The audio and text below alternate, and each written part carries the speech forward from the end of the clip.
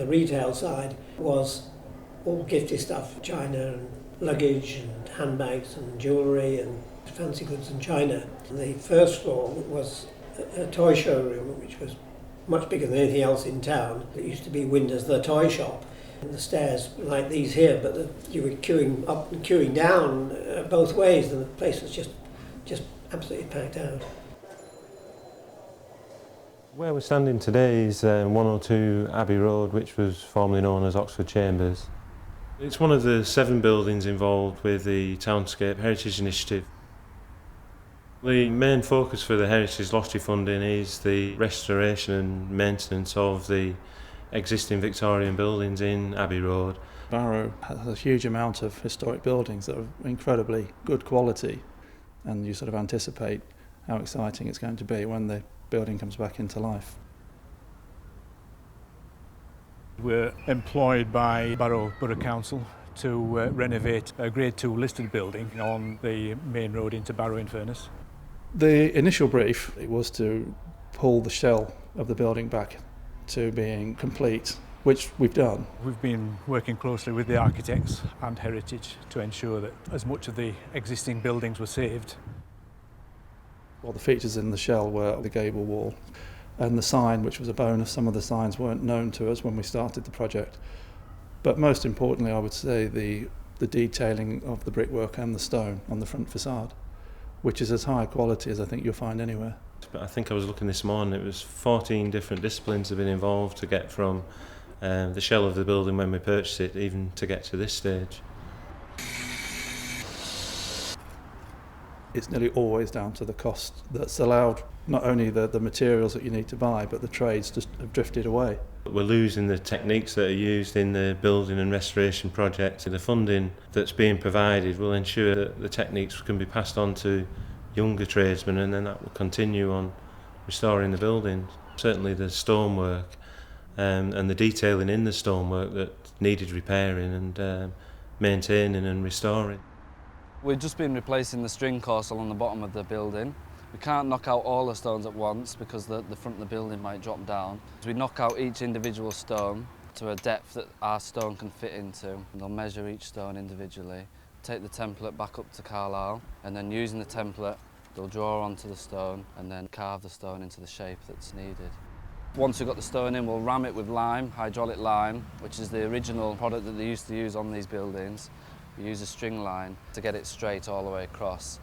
However, with this building, you might notice it's actually heaved at one end and it's moved. So we'll use the string line as best we can through the middle, and at the end we just sort of follow the building.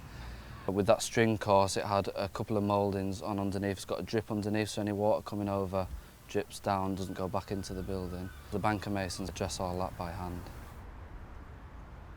It's unusual in today's sort of building industry to be working on a building of this quality, and I think everyone seems to rise to the challenge.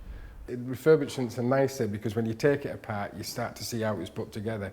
You're always coming up against little problems on existing buildings, trying to resolve those issues to make the job interesting. One of the biggest challenges for this particular building is related to the gable wall that faces out into the car park. There was quite a lot of concern that the building could collapse and fall down. Also, we had to bring in a specialist company to tie the wall back to the existing structure. Certainly the scaffolding that we had outside was also playing a role in holding the structure up, if you like, and it was an interesting moment when we had to take all the scaffolding down and the building's still standing. It takes hard work and a lot of thought as well. You know, you have to think about a refurbishment of an old building. You've got to go inside and look at the structure.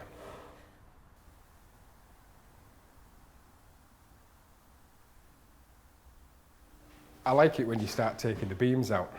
You know, I like the beams. I like seeing the old woodwork and the old tiles and things like that when you come across them and you lift up lino and then see the original floors, the original tiles. That's what I like, seeing the old building underneath.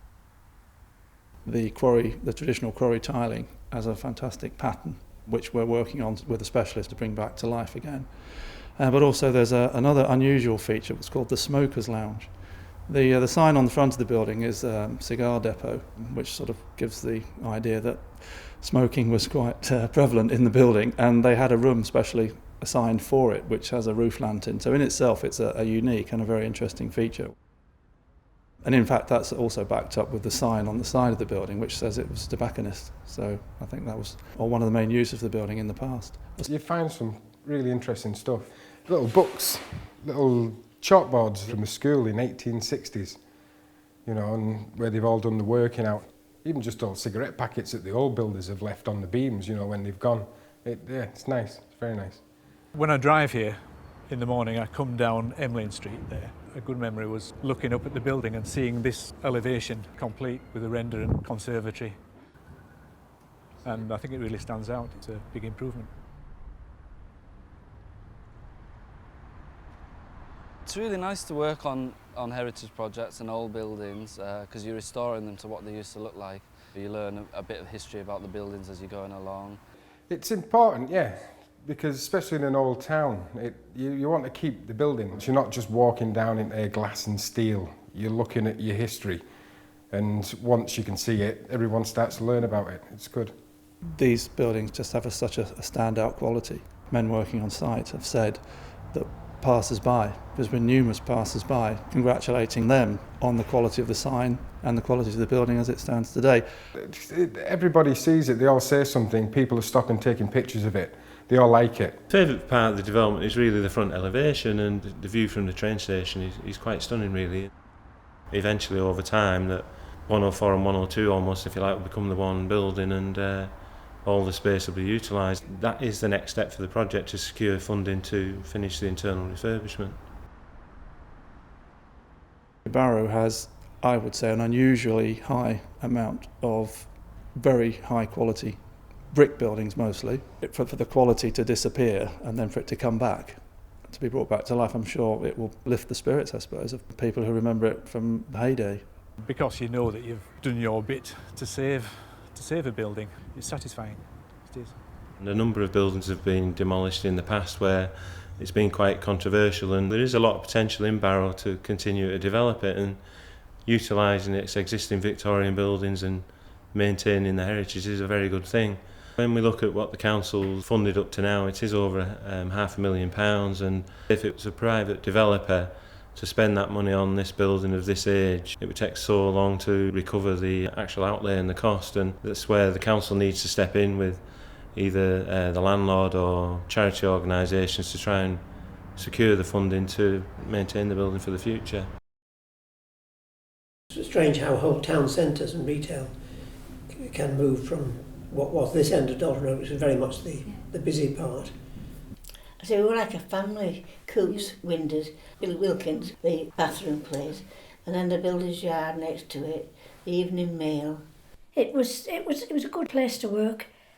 I could tell you a lot of tales, but no, they're not for anybody else's ears.